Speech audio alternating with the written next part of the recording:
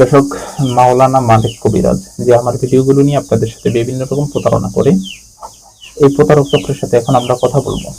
এই প্রতারক চক্রের সাথে আমরা এখন কথা বলবো ইমুতে। দেখেন, এই প্রতারক চক্র ইমুতে নাম দিয়ে রাখছে, আমি আপনাদেরকে দেখাচ্ছি, মাওলানা মালিক কবিরাজ। আমার ছবি ইউজ করে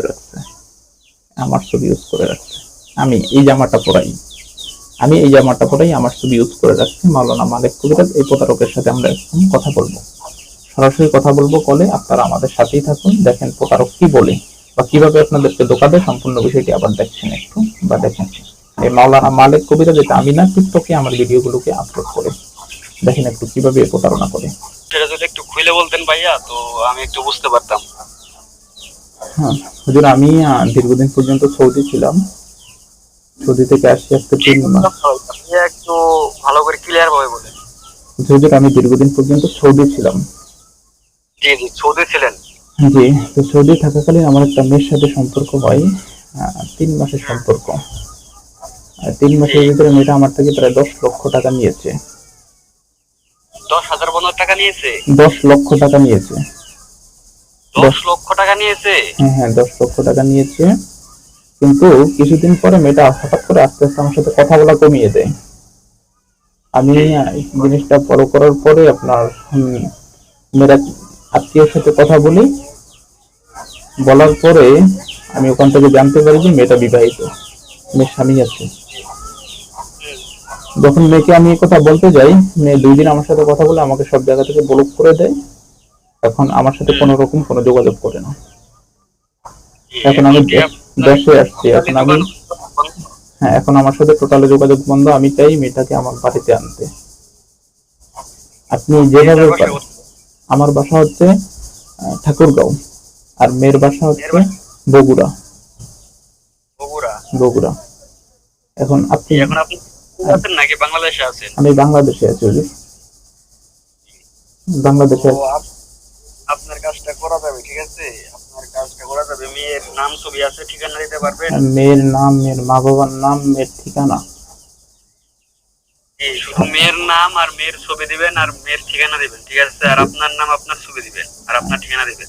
আচ্ছা, যেটা কতদিন সময় লাগবে একে আনতে? জি, আপনি কি এগুলো আগে দিতে পারবেন সেটা বলুন। জি, আমার কাছে এভরিথিং সব আছে। জি, আপনি এগুলো দিবেন, ঠিক আছে? এগুলো যদি দিতে পারেন, আর আপনার কাজের যে খরচ হবে, চালানের যে খরচ হবে, সেই আমি খরচটা আপনার কথা বলি আপনাকে, আমি অলরেডি একজনকে 31,000 টাকা দিয়েছি।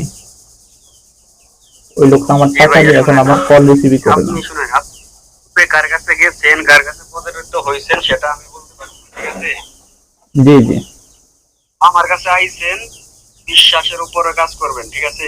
আচ্ছা আচ্ছা, মানুষের টাকা পয়সা বড় কথা না, ঠিক আছে? বিশ্বাসটাই হলো অনেক কিছু, বড় কিছু। আচ্ছা, টাকা পয়সা আজ আছে কাল নাই। জি হুজুর, জি। আচ্ছা হুজুর, এখন মানে আমি আমার কি কি দেওয়া লাগবে? জি, আপনাকে বললাম, আপনার ওই মেয়ের নাম ছবি ঠিকানা দিবেন, আপনার নাম ছবি ঠিকানা দিবেন, আর চালানের যে খরচটা হবে মালামালের, ঠিক আছে, সেই খরচটা আপনার বহন করতে হবে ভাইয়া। খরচটা হবে 8,950 টাকা। 8,950 না হুজুর? তাহলে আমি আগে কি ছবি দিব না আগে টাকা পাঠাতে হবে?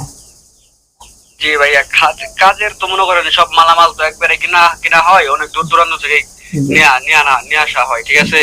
জি জি, তো আপনি একবারে দিয়ে দিলে মনে করেন আমার একটু পরিশ্রমটা কম হয়, ঠিক আছে? সময়টা মনে করেন মেনটেন করতে পারতাম। তাহলে একটু আপনার ওই বিকাশ নাম্বারটা দেন, অথবা একটা ব্যাংক অ্যাকাউন্ট নাম্বার দেন, আমি টাকাটা এখন ছেড়ে দেই। আর ছবি যা যা লাগে আমি এখন পেমেন্ট করবেন? জি, আমার বিকাশ আছে, ব্যাংক অ্যাকাউন্ট আছে, যে কোনো একটা দিব আর কি, আপনি যেটা। আচ্ছা ভাই, ঠিক আছে, আপনি নাম ছবি ঠিকানা দেন, আর আমি আপনাকে বিকাশ নাম্বার এখন দিচ্ছি, ঠিক আছে? ঠিক আছে ভাই, ঠিক আছে, ওকে, ঠিক আছে ভাই, ওকে।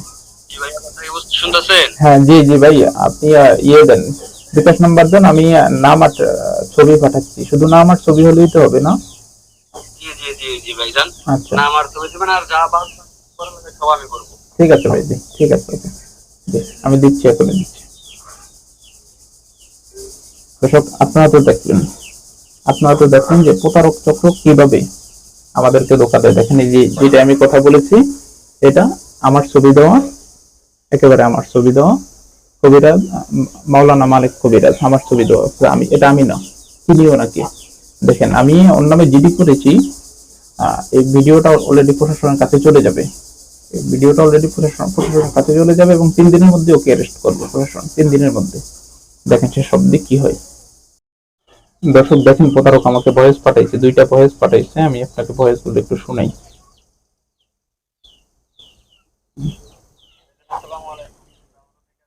ঠিক আছে, আপনি টাকাটা সাইডা লাস্ট নাম্বারটা আমাকে একটু বলে দিন, ঠিক আছে? আর নাম ঠিকানা ছবিগুলো এখনই পাঠাই দেন। প্রতারক মাত্র আমাকে ভয়েস দিচ্ছে, প্রতারক মাত্র ভয়েস দিচ্ছে, এখন আবার আমি প্রতারককে কল দিই।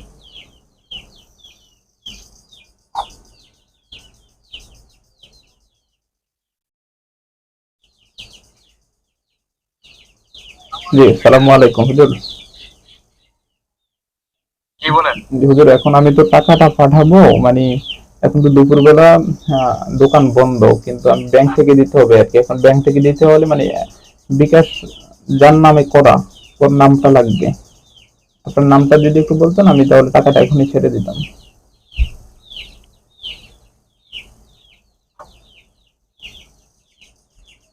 জি ভাইজান, হ্যালো।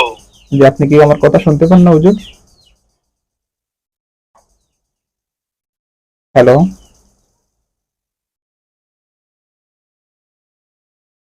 ভাইজান, আপনি কি আমার কথা শুনতেছেন? হ্যালো।